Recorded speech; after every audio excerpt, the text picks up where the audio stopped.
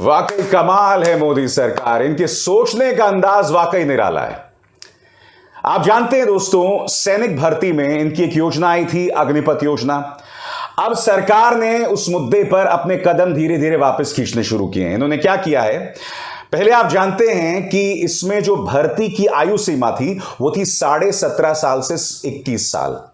अब सरकार ने एहसान किया है, उन्होंने ये फरमान जारी किया है कि सिर्फ एक बार के लिए हम इस आयु सीमा को 17.5 साल से 23 साल कर देंगे, यानी कि 2 साल बढ़ा रहे हैं, मगर सिर्फ एक बार के लिए। क्यों? कि पिछले 2 सालों से भर्ती नहीं हुई है और अभी से दोस्तों इसे मास्टर स्ट्रोक बताया जा रहा है। इनका जो पालतू मीडिया है उन्होंने पहले इस योजना को मास्टर स्ट्रोक बताया और अब इनके मंत्री भी वही कर रहे हैं। आपके सामने पार्टी के नेता राज्यवर्धन राठौर, अग्निपथ योजना में केंद्र सरकार का एक और सराहनीय निर्णय, इस वर्ष ऊपरी आयु 21 साल से बढ़ाकर 23 साल कर दी गई है। कोरोना महामारी के कारण 2 वर्ष से रुकी भर्ती को देखते हुए सरकार के इस फैसले से युवाओं को बड़ा लाभ मिलेगा। अग्निवीर बनने को लेकर युवाओं में उत्साह, और मैं आपको बताता हूं दोस्तों युवाओं में कितना उत्साह है। आपके स्क्रीन पर बिहार के बीजेपी के दफ्तर को आग के हवाले कर दिया गया, इतना उत्साह है लोगों में। नहीं, मेरे पास इस वक्त कई ऐसे वीडियोस मिले हैं जहां प्रधानमंत्री नरेंद्र मोदी के बारे में अब शब्द कहे जा रहे हैं। मैं ऐसी कड़े शब्दों में आलोचना करता हूं। सबसे पहली बात, अगर आप सेना में जाना चाहते हैं तो क्या आज आप प्रदर्शन करते हुए भारतीय रेल को आग के हवाले करेंगे या बसों को जलाएंगे? क्या ऐसे युवा हमारी सेना में जाने वाले हैं? मैं इसकी कड़े शब्दों में आलोचना करता हूं और प्रधानमंत्री नरेंद्र मोदी के लिए भी इस तरह के शब्दावली का इस्तेमाल नहीं किया जाना चाहिए। मगर सबसे बड़ी बात, यह सरकार हमसे बार बार कह रही है कि भाई 4 साल बाद जो है युवा, उसे हम पैरामिलिट्री फोर्सेस में एब्जॉर्ब कर लेंगे, वहां उन्हें नौकरी दे देंगे। मगर आज मैं आपके सामने कुछ तथ्य पेश करना चाहता हूं। मैं आपको बतलाना चाहूंगा कि हिंदू की जो रिपोर्टर हैं विजेता सिंह, उन्होंने एक बहुत बेहतरीन रिपोर्ट की है दोस्तों। ये रिपोर्ट क्या कहती है आपके स्क्रीन पर, वो ये रिपोर्ट कह रहे हैं कि पिछले 4 सालों में सेंट्रल आर्म पुलिस फोर्सेस में भर्तियों में 80% की गिरावट आई है।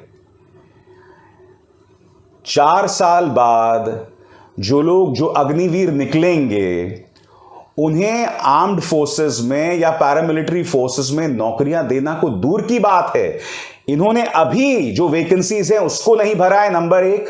नंबर 2, रिक्रूटमेंट्स में 80% की गिरावट आई है। फिर आप ये अनाप शनाप वादे क्यों कर रहे हैं उन युवाओं को? मैं आपको बतलाना चाहता हूं दोस्तों क्या कहती है विजेता सिंह की रिपोर्ट आपके स्क्रीन पर। Data shows 80% decline in CAPF recruitment since 2017, only 10,000 CAPF personal recruited. CAPF यानी कि सेंट्रल आर्म पुलिस फोर्सेस, इनमें 80% की गिरावट आई है जो नौकरियां दी जानी चाहिए थी। और मैं आपको बतलाना चाहता हूं कि विजेता सिंह की रिपोर्ट क्या कहती है। उन्होंने 2021 का डाटा है, पुलिस ऑर्गेनाइजेशन रिपोर्ट, उसका हवाला दिया है कि 2020 में कुल वैकेंसीज थी 1,29,000, मगर नौकरियां कितनों को मिली? 10,184। 2017 में वैकेंसीज कितनी थी? 77,153। नौकरियां कितनों को दी? 58,396।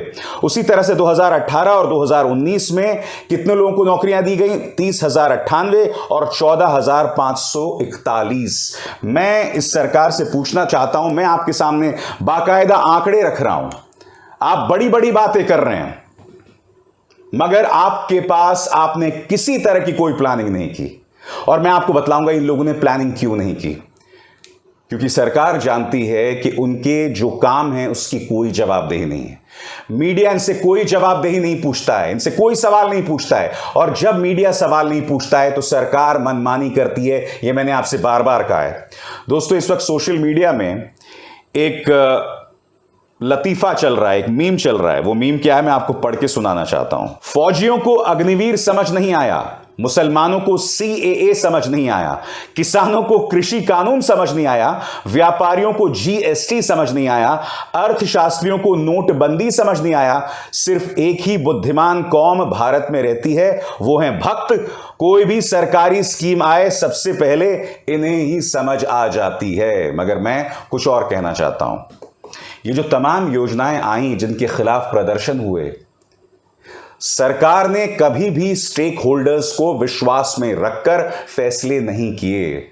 सबसे बड़ी मिसाल है कृषि कानून। ये कृषि कानून क्यों लाए गए, किसके कहने पर लाए गए? क्या किसानों से मशवरा किया गया? नहीं किया गया, मगर ये लोग लेकर आ गए। मैं दावे के साथ कह सकता हूं दोस्तों, कुछ दिनों बाद अग्निवीर योजना को लेकर भी प्रधानमंत्री नरेंद्र मोदी देश के सामने आकर कहेंगे कि हो सकता है मेरी ही तपस्या में कोई कमी रह गई हो। याद है आपको प्रधानमंत्री ने कब कहा था? फिर से सुनिए। साथियों, मैं आज देशवासियों से क्षमा मांगते हुए सच्चे मन से और पवित्र हृदय से कहना चाहता हूं कि शायद हमारी तपस्या में ही कोई कमी रही होगी, जिसके कारण दिए के प्रकाश जैसा सत्य कुछ किसान भाइयों को हम समझा नहीं पाए।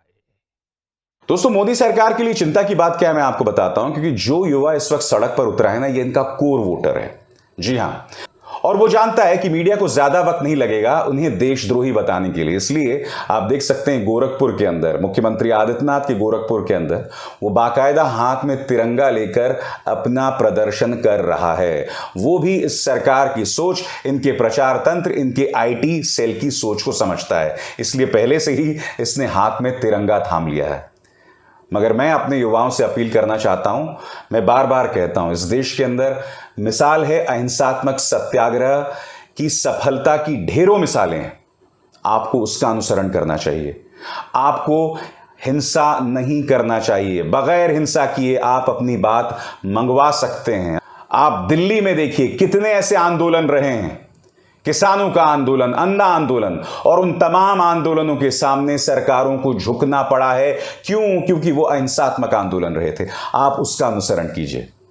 मगर मैं आपको बतलाना चाहता हूं दोस्तों, इस वक्त सरकार के अंदर से ही कई सांसद इस मुद्दे को उठा रहे हैं। आपकी स्क्रीन पर वरुण गांधी ने बाकायदा रक्षा मंत्री राजनाथ सिंह को एक खत लिखा है और उस खत में उन्होंने कुछ मुद्दे उठाए और मैं चाहूंगा आप उसकी एक एक पंक्ति पर गौर करें, क्योंकि जो लोग अग्निवीर योजना में जाएंगे और 4 साल बाद 4 में से 3 लोग जो खुले छोड़ दिए जाएंगे, उनके लिए क्या क्या चिंता की बातें हैं, और इसकी चर्चा मैं पहले कर चुका हूं। वरुण गांधी क्या कह रहे हैं दोस्तों, मैं पढ़ के सुनाना चाहता हूं आपको। वरुण गांधी कहते हैं, सेना में 15 साल की नौकरी के बाद रिटायर हुए नियमित सैनिकों को कॉरपोरेट सेक्टर नियुक्त करने में ज्यादा दिलचस्पी नहीं दिखाते। ऐसे में 4 साल की अल्पावधि के उपरांत इन अग्निवीरों का क्या होगा? 4 साल सेना में सेवा देने के दौरान इन युवकों की पढ़ाई बाधित होगी। साथ ही अन्य समकक्ष छात्रों की तुलना में ज्यादा उम्र दराज होने के कारण अन्य संस्थानों में शिक्षा ग्रहण करने व नौकरी पाने में मुश्किल का सामना करना पड़ सकता है। बहुत वाजिब बात यहां वरुण गांधी कह रहे हैं। क्यों? मैं आपको बताता हूं, क्योंकि 17.5 साल से 21 साल के बीच की उम्र में आप तो इस अग्निवीर योजना में चले गए। आप 10th पास करके या 12th पास करके आप इस योजना में चले गए। आपको 12th का सर्टिफिकेट भी इन्होंने दे दिया।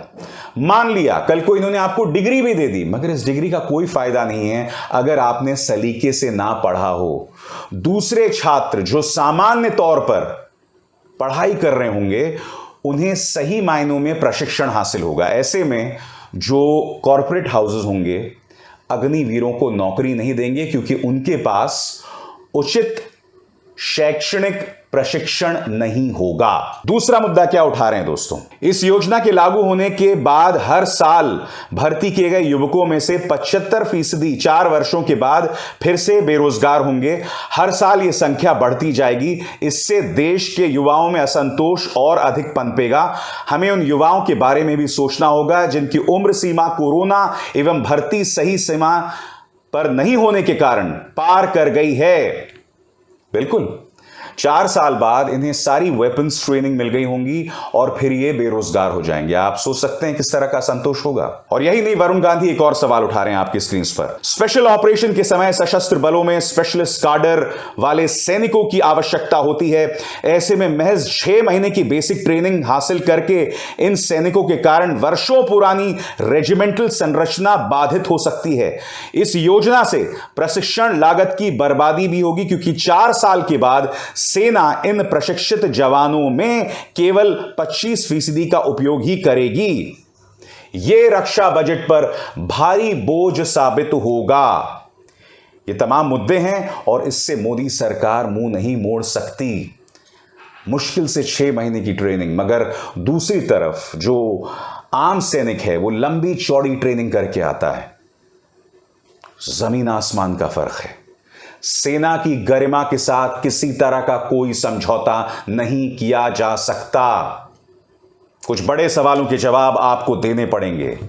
सेना का अपना शौर्य होता है, उसकी अपनी गरिमा होती है। आपको क्या लगता है, आप अग्निवीर योजना में युवक को नौकरी दे देंगे या युवक को की भर्ती कर देंगे, मगर उसके दिमाग में हमेशा ही चलता रहेगा कि 4 साल बाद मेरी नौकरी चली जाएगी। तो जब उसके दिमाग में यह चिंता रहेगी, जब उसको पता होगा कि मुझे पेंशन नहीं मिलने वाली है, तब आपको क्या लगता है सीमा पर खड़े होकर वो देश की रक्षा कर पाएगा? बड़ी बड़ी बातें करना अलग है, मगर एक गरीब के लिए नौकरी सबसे बड़ी चीज है। और अगर उस नौकरी को लेकर उसके मन में अनिश्चितता होगी तो मैं आपसे कहना चाहता हूं वो देश सेवा कैसे करेगा? राजनेताओं और ब्यूरोक्रेट्स के लिए बहुत आसान था आपके सामने अग्निपथ योजना को लेकर आना। इनमें से किसी ने सेना में जो है नौकरी नहीं की है। सबसे शर्मनाक बात, इस सरकार का सबसे बड़ा सैनिक, पूर्व सेना प्रमुख जनरल वीके सिंह को इस योजना के बारे में नहीं पता। तो जनरल वीके सिंह को ही नहीं पता। अब आप मुझे बताइए यह सरकार किस तरह से काम करती है, इससे पता चल रहा है ना। इसलिए मैं आपसे बार बार कह रहा हूं कि जब तक सरकार की जवाबदेही नहीं तय होगी तब तक ये लोग CAA जैसे कानून लेकर आएंगे, कृषि कानून जैसे कानून लेकर आएंगे और अग्निवीर जैसी योजनाएं लेकर आएंगे जिसमें किसी तरह की कोई पारदर्शिता नहीं है। अभिसार शर्मा को दीजिए इजाजत। नमस्कार। स्वतंत्र और आजाद पत्रकारिता का समर्थन कीजिए, सच में मेरा साथी बनिए। बहुत आसान है दोस्तों, इस ज्वाइन बटन को दबाइए और आपके सामने आएंगे ये 3 विकल्प। इनमें से एक चुनिए और सच के इस सफर में मेरा साथी बनिए।